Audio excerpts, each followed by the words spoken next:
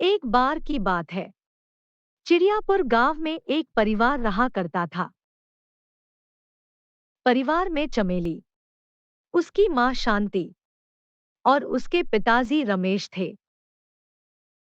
वे एक बहुत बड़े बगीचे में रहते थे। चमेली के पिताजी वहीं माली का काम किया करते थे। मां भी इसी काम में उनका हाथ बटाया करती थी। वे लोग मुश्किल से किसी तरह से अपना गुजर बसर किया करते थे।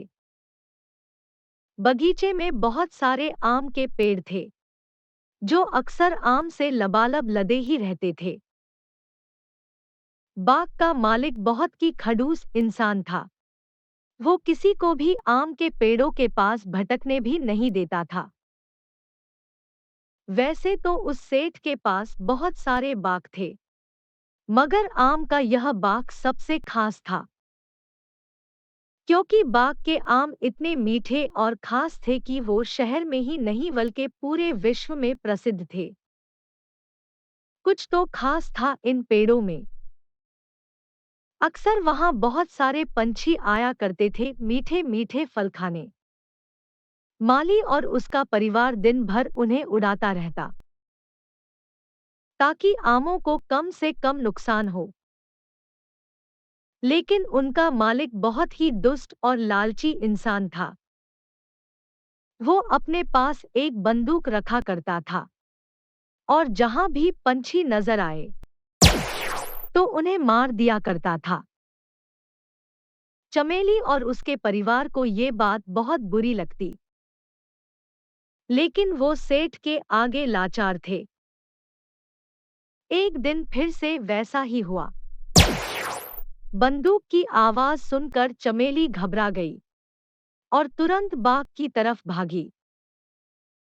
वह जाकर उसने देखा कि एक पंछी नीचे पड़ा था। उसने देखा कि वो पंछी अभी मरा नहीं था। यह देखकर उसने झट से पंछी को उठा लिया। अरे ये तो बहुत बुरी तरह से घायल है। मुझे जल्दी से इसे घर ले जाकर इसका कुछ इलाज करना होगा। यह कहकर वो पंछी को लेके घर चली जाती है। जल्दी से पंछी को लेकर वो घर पहुंचती है और वह उस पंछी को पानी पिलाती है और उसका इलाज भी करती है।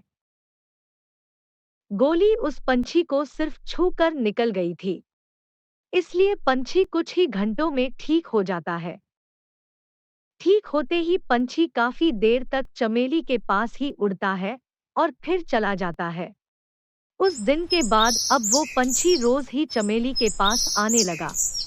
चमेली भी अब उसके साथ काफी देर तक खेला करती। अरे रुको रुको, रुक भी जाओ, अभी बताती हूँ। उसे दाना देती और पानी भी पिलाती। ऐसे ही दिन बीतते गए और दोनों में अच्छी दोस्ती हो गई। फिर एक दिन वो आया जो कभी नहीं आना चाहिए था। रमेश बहुत ज्यादा बीमार पड़ गया, जिसके कारण अब उनके यहाँ खाने के भी लाले पड़ गए।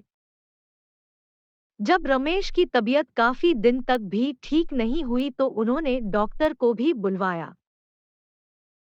देखिए, इन्हें तुरंत ही हॉस्पिटल में भर्ती करना पड़ेगा। यह बताकर डॉक्टर वहां से चला जाता है। उसके बाद वो सब बहुत चिंता में डूब जाते हैं। उन्हें भी पता था कि हॉस्पिटल में इलाज करने के तो क्या, उनके पास एक वक्त के खाने के भी पैसे नहीं थे। इस बीच वो पंछी न जाने कितनी बार आता और चमेली को ढूंढकर वापस चला जाता। अपने पिताजी की हालत देख चमेली अक्सर घर के बाहर जाके अकेले में रोया करती और भगवान से प्रार्थना किया करती थी। उन्होंने न जाने पैसे के लिए किस किस के आगे हाथ फैलाए, लेकिन किसी ने भी कोई मदद नहीं की। सेठ ने भी पैसे देने से साफ मना कर दिया। वो लोग तो अब बस अपनी किस्मत के भरोसे ही थे। एक दिन चमेली रात को पास ही पेड़ के नीचे बैठी हुई रो रही थी कि तभी उसने देखा कि उसका दोस्त पक्षी कहीं से उड़कर आया और पास ही आकर पेड़ पर बैठ गया। उसे देखकर चमेली की आंखें फटी की फटी रह गई, क्योंकि आज वो पक्षी सोने जैसा चमक रहा था। इससे पहले कि चमेली कुछ समझ पाती, उस पंछी ने वहीं बैठे बैठे सोने का एक अंडा दिया और वहां से उड़कर चला गया। जल्दी से चमेली उस अंडे के पास गई और उसे देखकर दंग रह गई। फिर बिना देर किए उसने वो अंडा उठाया और जल्दी से अपने घर की तरफ चल दी। घर पहुंचकर उसने वो अंडा सबको दिखाया और फिर सारी बात भी बताई। सोने का अंडा देखकर तो जैसे उनकी बेजान जिंदगी में खुशी की लहर दौड़ पड़ी।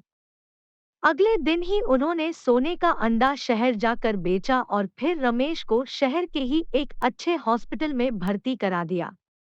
और जल्दी ही रमेश अच्छे हॉस्पिटल की देख रेख में स्वस्थ हो गया। फिर वो कई दिन बाद अपने घर लौट आए। आकर देखा तो घर के पास ही कई सोने के अंडे पड़े हुए थे। फिर उन्होंने बिना देर किए सोने के पैसों से सेठ को मुंह मांगे पैसे देकर वो बाग भी खरीद लिया। अब पंछी चारों तरफ मीठे मीठे फल खाते और आराम से वहीं रहा करते थे, क्योंकि अब उन्हें मारने वाला वहां कोई नहीं था।